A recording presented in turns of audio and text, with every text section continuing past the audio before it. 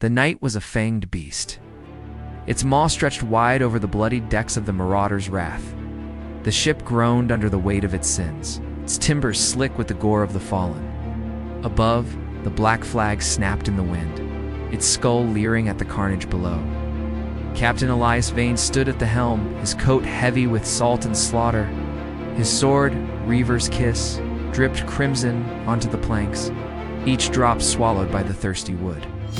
The merchant vessel they had ambushed was now a charnel house, its crew butchered, its cargo seized.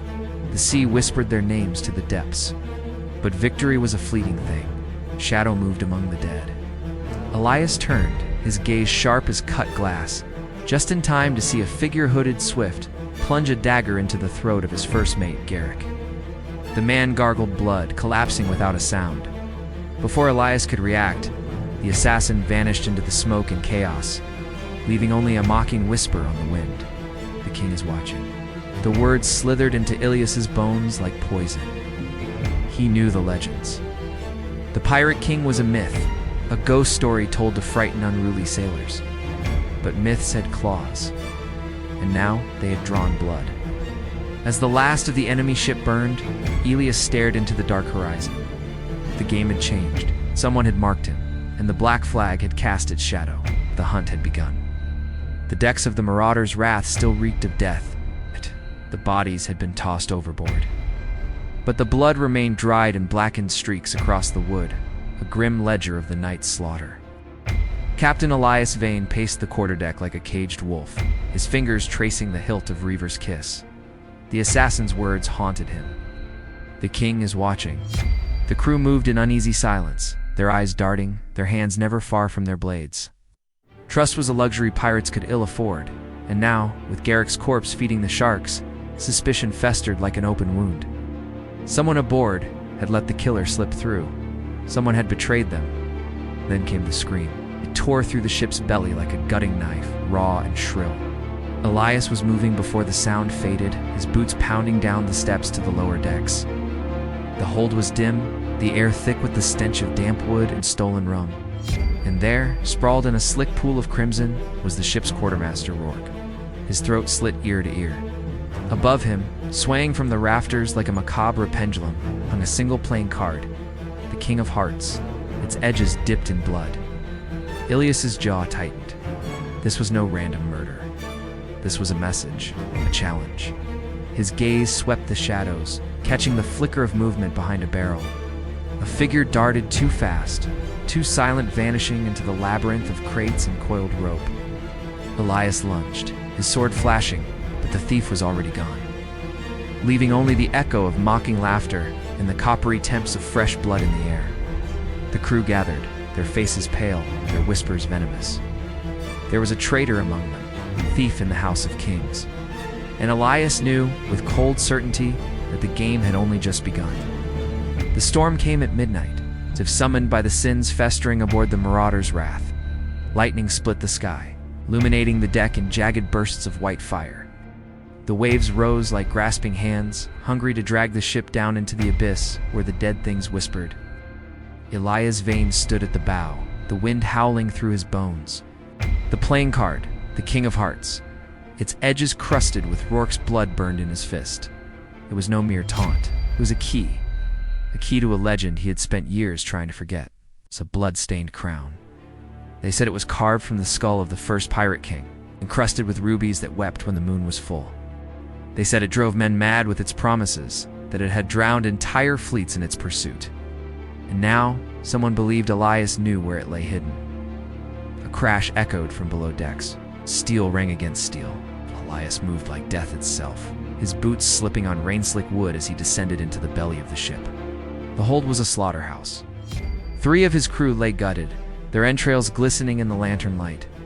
At the center stood a figure draped in shadows, their blade dripping red onto the warped floorboards. The thief, the traitor. Elias didn't hesitate. Reaver's Kiss flashed forward, biting deep into the assassin's shoulder. The hood fell back, revealing a face that stopped his breath cold. Liana? His first mate. His lover. The woman who had sworn her blade to him 1,000 nights ago in a port drenched in rum and blood. Her smile was a knife twisted in his ribs. "You should have let the crown stay lost, Elias." The ship heaved. A wave smashed through the porthole, salt water mingling with the blood at their feet. Somewhere in the thunder, Elias heard the echo of laughter deep, ancient, hungry. The crown was calling, and it would drown them all. The storm had teeth. It gnawed at the marauder's wrath, its howling winds peeling back the sails like strips of flesh from bone. The sea had turned black, a churning abyss that pulsed with something older than time. Elias Vane gripped the ship's wheel, his knuckles white, his veins burning with salt and fury. Lyanna's betrayal still smoked in his chest like a gunshot wound. But the sea had worse secrets to tell. The first whisper came as the ship crested a monstrous wave of voice like drowned men singing through rotted throats. It slithered up from the depths, curling around the masts, seeping into the crew's ears. Men clutched their heads, their eyes rolling back as the whispers filled their skulls with promises of gold and glory. And worse things. Much worse. Then the screaming started. Bosun Riggs was the first to break. With a howl, he plunged his own dagger into his thigh, laughing as blood fountained over the deck.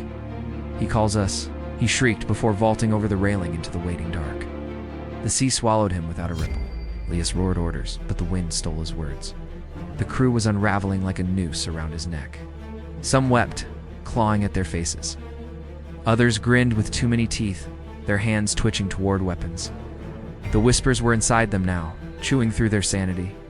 And then movement in the water. Pale shapes circled the ship, their forms blurred by the storm's fury. Not sharks, not fish. Things with too many limbs, with mouths that opened in impossible ways.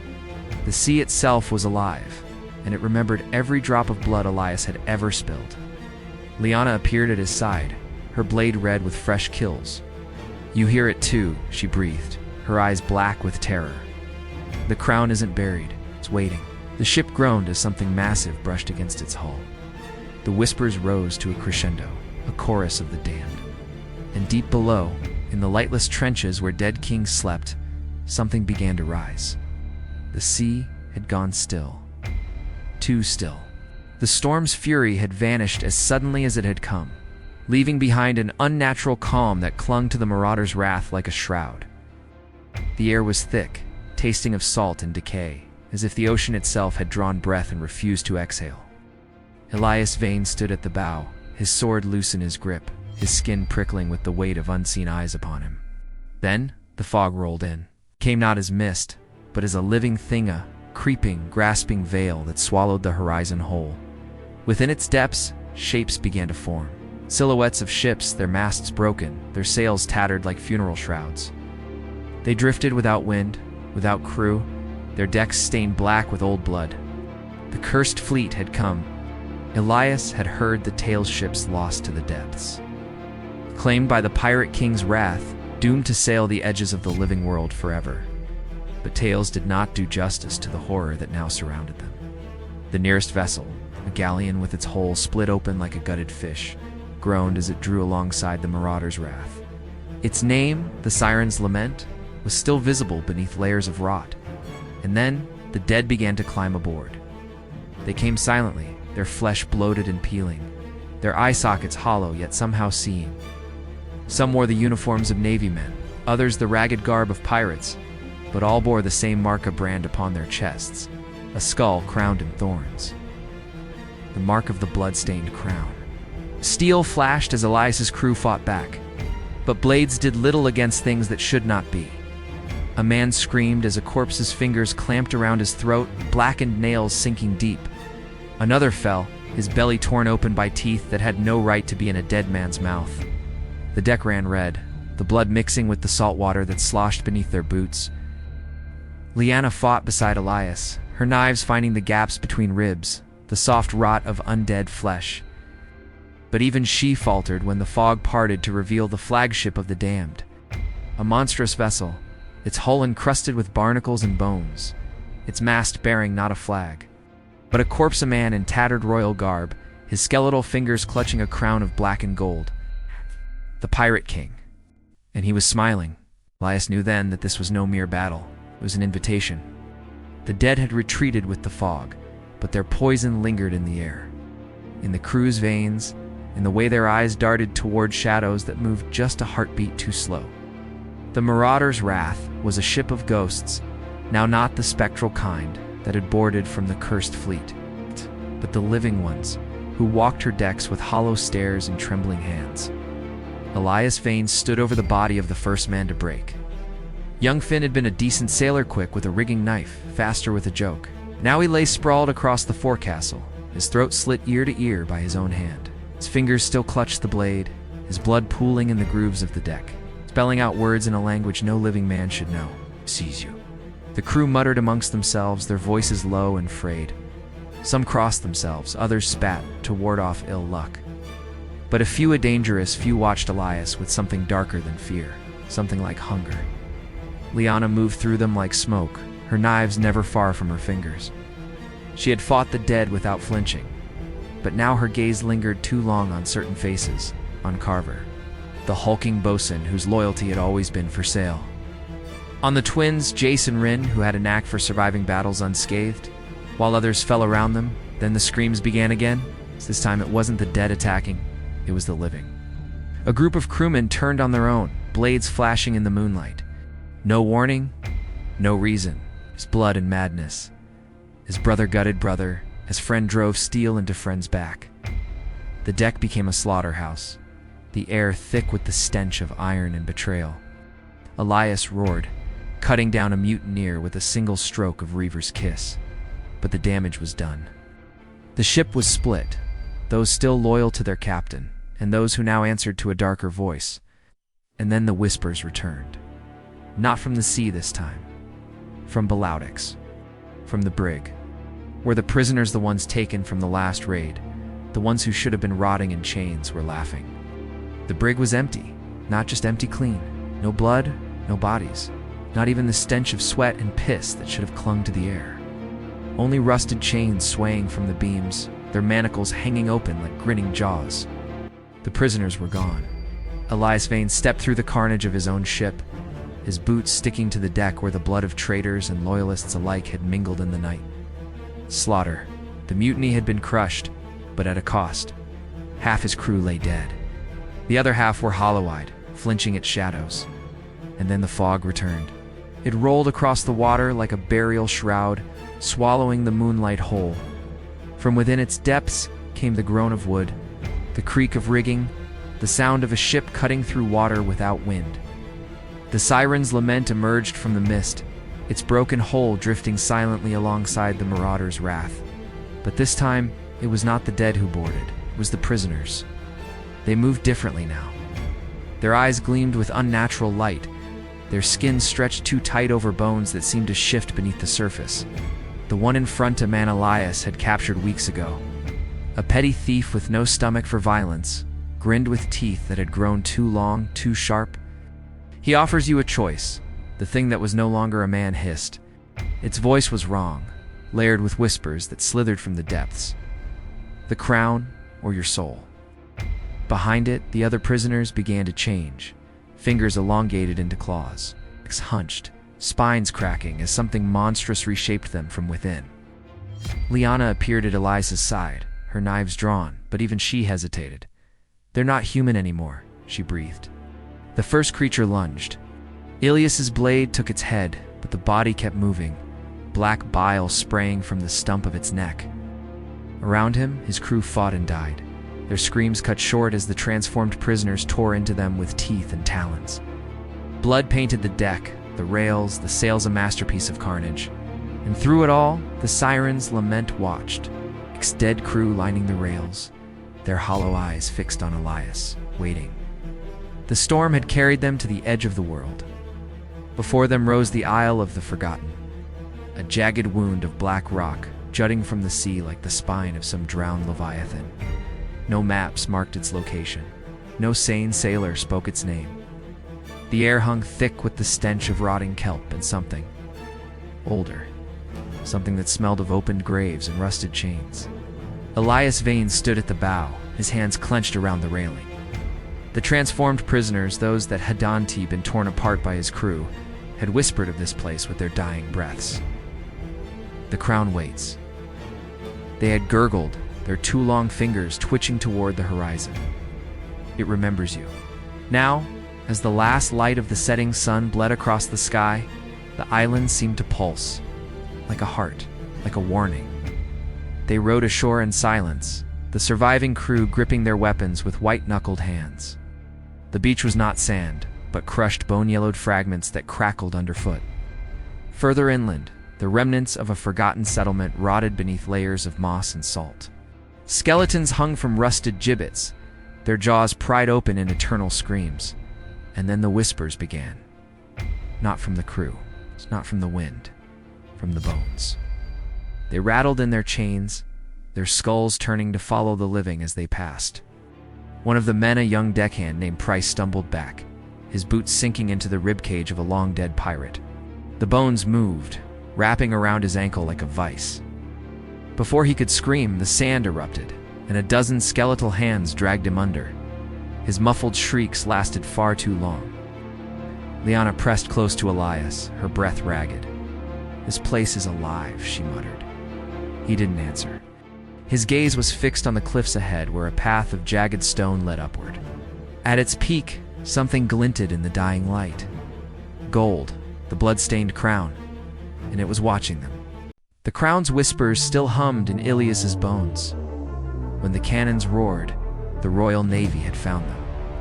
3 warships sliced through the black waters surrounding the Isle of the Forgotten, their sails emblazoned with the crimson hawk of Admiral Thorne. The man himself stood rigid on the quarterdeck of HMS Retribution, his brass spyglass glinting in the dying light. He had hunted Elias across 7 seas, had sworn to see him hang from the gallows at Port Royal. Now, at the edge of the world, death had finally caught up. Elias's crew scrambled across the bone-strewn beach, their boots kicking up pale dust that stank of old death. There was no time to reach the marauders' wrath, no time to flee. The first volley of cannon fire turned the shoreline into a storm of shattered bone and screaming men. A direct hit took Jace mid-sprint, vaporizing the man in an eruption of blood and splintered ribs. Liana dragged Elias behind the rotting hull of a long-dead ship, its wood petrified into something as hard as iron. "We die here," she hissed, reloading her pistols with hands that didn't shake. "Unless you claim it." Her eyes flickered toward the cliffs, toward the crown. Another barrage shook the island. More screams, more blood. Through the smoke, Elias saw Admiral Thorne's Marines rowing ashore, their bayonets fixed, their faces hidden behind the black kerchiefs of executioners. They moved with mechanical precision, putting bullets in the wounded, hacking down those who resisted. Then the island moved. The skeletal hands that had taken Price erupted from the sand against its ends, hundreds dragging screaming Marines into the crushing dark. The very cliff seemed to shudder, sending rock slides of black stone tumbling onto the beach. The Admiral's perfect formation shattered into chaos. Elias didn't hesitate. While Navy men died beneath the island's wrath, he ran toward the cliffs, toward the crown, toward the thing that had been calling him since the first body fell. Behind him, Admiral Thorne's sword flashed as he carved through the chaos, his eyes locked on Elias's back. The hunt wasn't over. It had only just begun. The cliffside bled as Elias climbed. Sharp black stone tore at his hands, leaving smears of crimson in his walk-on, offering to whatever ancient power watched from above. Behind him, the beach had become a charnel house. Admiral Thorne's Marines fought against the island itself, their screams blending with the thunder of unnatural waves crashing ashore. At the summit, the blood-stained crown sat upon a throne of fused bones, its rubies pulsing like a slow heartbeat. The air thickened around it, heavy with the iron scent of old violence. Ilias's vision swam as he approached, his pulse hammering in time with the crown's rhythm. This was no mere treasure, it was a test. The first Pirate King's skull formed its frame, jaw unhinged in eternal laughter. The rubies wept trails of dark liquid, not sweat, not sap, but something far older. The moment Elias reached for it, the wind died. The battle below fell silent. Even the waves stilled as if the sea itself held its breath. Then the visions came. Fleets burning, men drowning, a kingdom of corpses stretching across the ocean floor. The crown whispered promises of power, of vengeance, of dominion over all the untamed waters of the world. But beneath the promises lay the price of soul not just given, but unmade. Elias hesitated. A gunshot cracked the silence. Hot pain erupted across his shoulder as Admiral Thorne's bullet found its mark. The man stood at the cliff's edge, pistol smoking, sword drawn, his uniform splattered with the blood of Elias's crew. "That belongs to the crown," Thorne snarled. Elias's fingers closed around the crown. The world screamed. Darkness erupted from the artifact, swallowing the cliff hole. Thorne staggered back as the shadows took physical form, twisting into skeletal hands that grasped at his legs, his arms, his throat. The Admiral's sword flashed, severing phantom limbs that regrew instantly, pulling him toward the edge. His final scream was cut short by the rocks below. Elias rose, the crown burning against his brow, his veins flooding with something darker than blood. The island trembled beneath him. The sea roared in recognition. Somewhere in the chaos, Lyanna watched her knives loose in her hands, her eyes wide with something between awe and terror. The Pirate King had returned, and the ocean would remember why it feared him. The crown's power pulsed through Elias like a second heartbeat, dark and hungry. The marauder's wrath cut through the waves like a blade, her sails blackened by unnatural winds that obeyed Elias's will.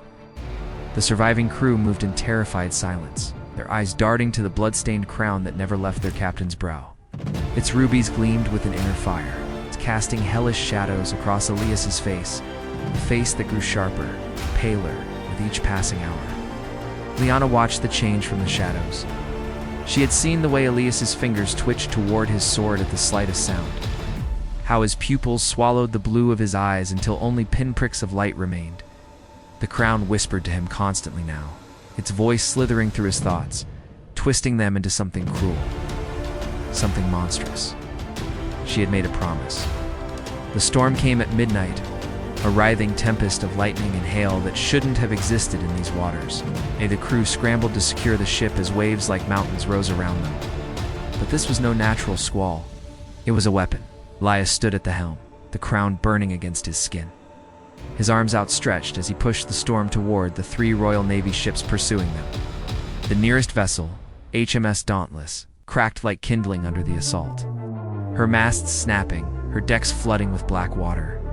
Sailors tumbled into the frothing sea, their screams lost in the wind. Lyanna moved silently behind him, her dagger cold in her grip.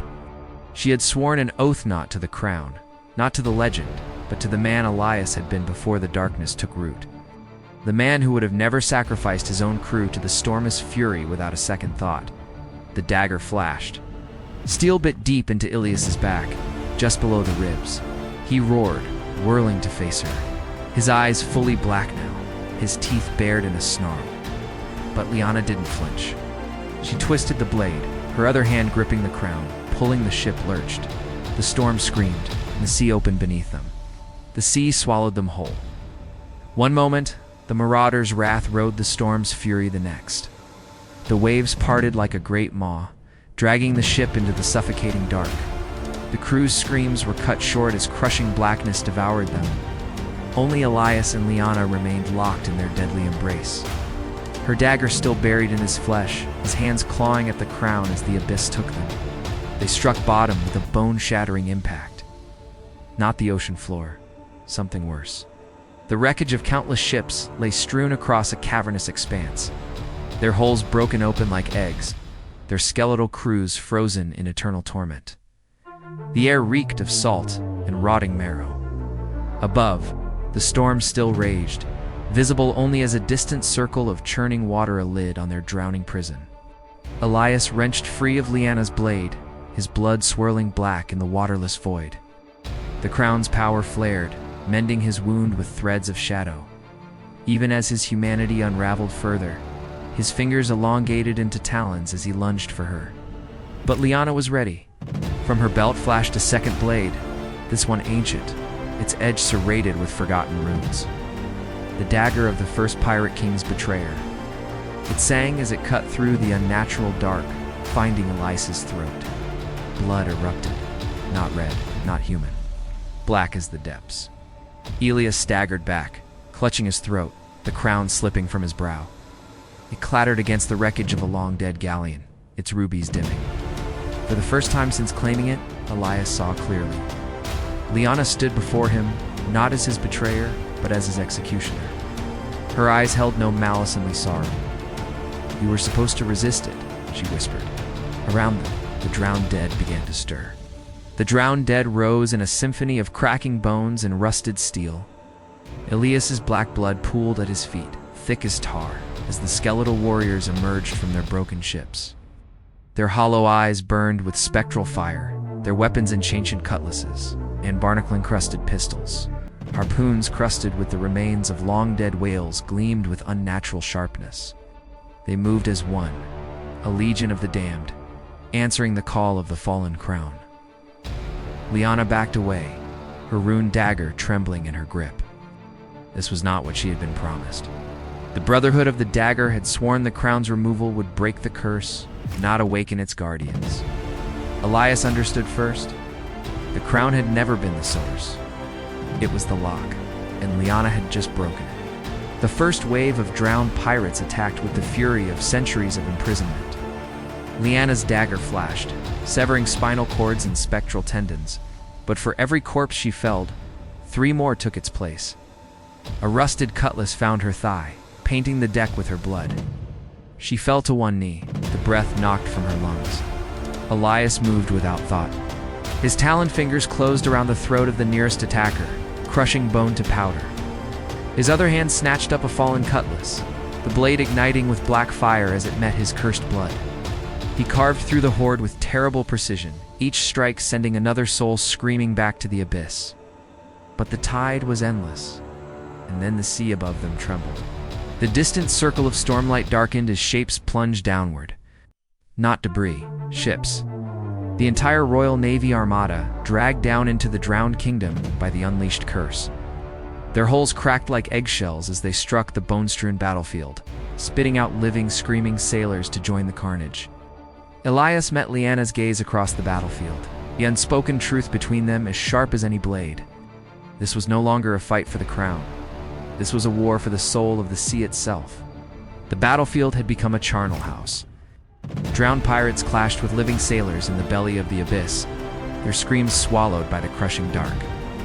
The skeletal remains of forgotten ships formed jagged islands in the sea of carnage, their splintered masts piercing the void like the ribs of some long-dead beast.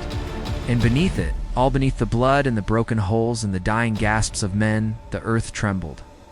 Something was waking. Elias carved through the chaos, his blackened cutlass leaving trails of smoke in its wake. The crown's power thrummed through him, mending his wounds as fast as the enemy could make them, but each healing came at a cost. His skin had taken on the pallor of a corpse, his veins standing out like dark rivers beneath the surface. He could feel the sea in his lungs now, cold and eternal. Lyanna fought at his side, her rune dagger finding the gaps between ribs, the weak points in rusted armor. She was bleeding from a dozen wounds, her breath coming in ragged gasps, but her eyes burned with grim determination. This was her fault. She would see it ended. Then the earth split. A chasm opened at the center of the battlefield, its edges lined with teeth of black stone. From its depths rose a stench so foul it sent men to their knees, vomiting blood. The fighting ceased as all eyes turned toward the abyss. Something moved in the dark. First came the fingers-long skeletal things, each bone crusted with barnacles and writhing tendrils of seaweed. Then the arm, the shoulder, the skull too large to comprehend, its hollow sockets filled with swirling maelstroms. The first Pirate King, not a ghost, not a memory, a god. And it was hungry. The world held its breath as the first Pirate King rose in his terrible glory. His skeletal form towered above the battlefield, each bone etched with ancient runes that pulsed like dying stars. The sea itself trembled at his presence, waves of dark energy rippling outward, turning men to salt and bone where they stood. His hollow gaze swept across the carnage, settling at last upon Elias the would-be king, who had dared awaken him. Elias felt the weight of centuries in that gaze. The crown's power surged through him, a torrent of dark promises, whispering of dominion, of vengeance, of an eternity carved in blood. He could take it. He could kneel before this god of the deep and be remade. Lyanna's hand closed around his wrist. Her dagger flashed between them, not an attack, but offering. The runes along its blade glowed white-hot, searing the flesh of her palm. This was no mere weapon, it was a key, a final gambit. Elias understood. With a roar that shook the foundations of the drowned kingdom, he plunged the dagger into his own chest. Black fire erupted from the wound, twisting into chains that lashed around the Pirate King's bones. The God King howled as the bonds tightened, dragging him back toward the abyss. The crown shattered upon Elias's brow, its fragments dissolving into ash that mingled with the blood and seawater. The sea erupted. A maelstrom swallowed the battlefield, pulling ships and corpses and living men alike into its vortex. Lyanna clung to Elias as the world dissolved around them, her scream lost in the thunder of collapsing realms. Then silence. Elias awoke on a shore of black sand, the taste of salt and copper thick on his tongue. The sky burned with the colors of a dying storm. Beside him, Lyanna stirred, her breath shallow but steady. Of the crown, the God King, the drowned kingdom, there was no sign. Only the sea remained, its waves lapping at their feet like a penitent hound. And in the distance, where horizon met water, a single ship cut through the crimson dawn. Its sails were black as sin,